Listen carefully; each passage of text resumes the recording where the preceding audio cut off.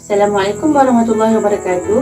Pada video ini, saya ingin menceritakan tentang kisah yang terdapat dalam Al-Quran, iaitu Perang Tabuk yang merupakan kemenangan pada bulan Rejab. Peristiwa Perang Tabuk memperlihatkan tentang kesusahan dan juga cabaran yang dialami oleh kaum muslimin. Cuaca yang panas terik, perjalanan ke Tabuk yang jauh, kekurangan bekalan kerana bilangan tentera yang ramai, ditambah pula dengan godaan buah-buahan dan kurma yang sedang ranum di Madinah pada ketika itu. Atas sebab tersebut, golongan munafik sanggup mereka pelbagai alasan untuk mengelakkan diri dari menyertai peperangan tersebut.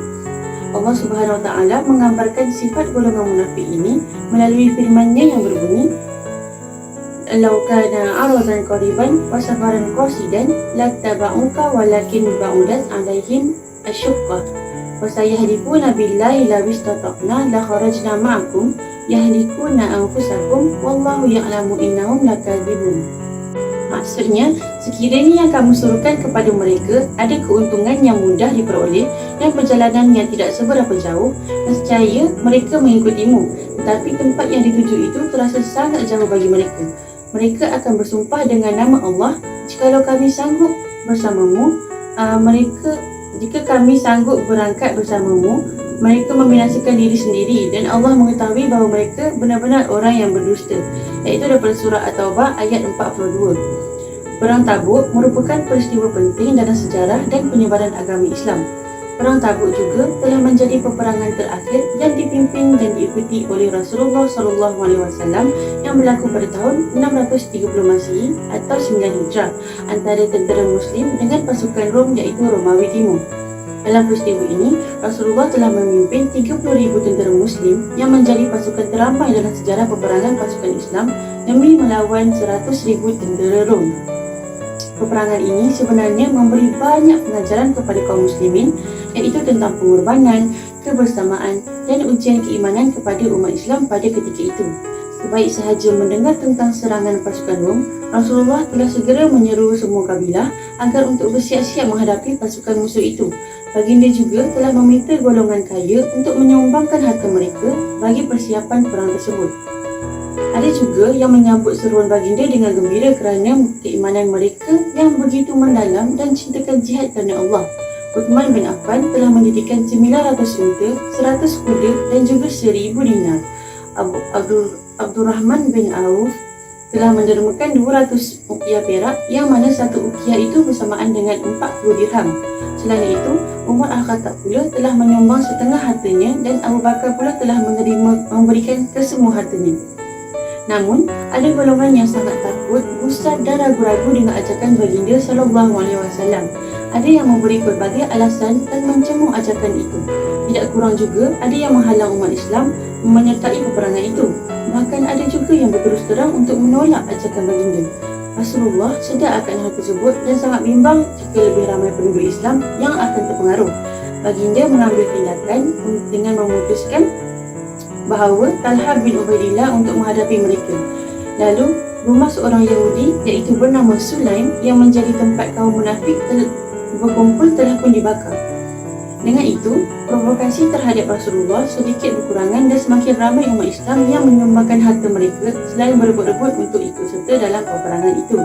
Sehingga kan ada juga golongan yang tidak mampu dan tidak ada kenderaan terpaksa untuk mereka ditinggalkan. Mereka pulang dengan penuh kesedihan dan tangisan kerana tidak mampu menyumbang apa-apa yang digelarkan sebagai Al-Baqaun, iaitu orang-orang yang menangis. Baginda bersabda, "Dalam hal ini, aku tidak mendapat kenderaan yang dapat membawa kalian." Rasulullah SAW dan pasukan Islam meninggalkan Madinah untuk menuju ke Tabuk yang terletak 800 km dari kota Madinah, yang memakan masa selama 20 hari perjalanan. Perjalanan menuju ke hujung semenanjung itu juga sangat sukar, ditambah dengan kekurangan makanan dan juga minuman. Mereka juga terpaksa melalui padang pasir yang sangat panas, sehingga mereka ini dijuluki sebagai Jashul Usrah, yang bermaksud pasukan yang mengalami kesulitan. Sebaik saja Rasulullah sampai di daerah Tabuk, baginda tidak menemukan seorang pun kaum musyrikin. Ini kerana pasukan Rom adalah sangat takut dengan ketibaan pasukan muslimin. Walaupun pihak musuh tidak muncul, Rasulullah tidak terus pulang ke Madinah. Baginda tinggal di Tabuk selama 10 hari di samping menemui para kabilah dan sekitarnya untuk menyebarkan ajaran Islam.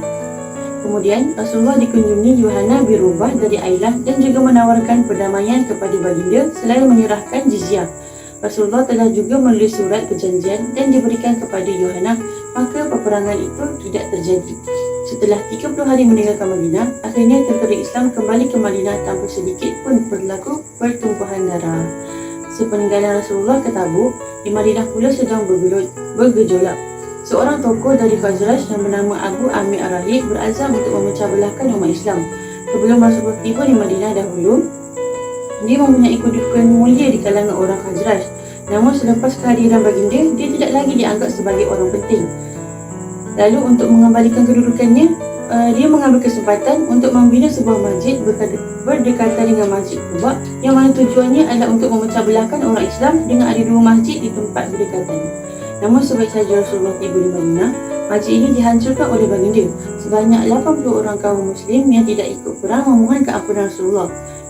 Semua mereka dimaafkan kecuali 3 yang ditangguhkan, iaitu Ka'ab bin Malik, Murarah Ar-Rabi dan juga Hilal bin Umayyah. Mereka bertiga didiamkan selama 50 malam dan mereka berada dalam pengasingan seolah-olah mereka dipulaukan.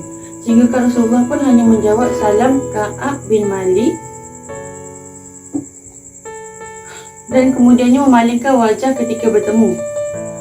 Setelah 40 hari, hukuman mereka adalah lebih berat dan mereka dilarang untuk mendekati isteri selama 10 hari. Pada hari ke-50, barulah penerimaan taubat mereka diumumkan.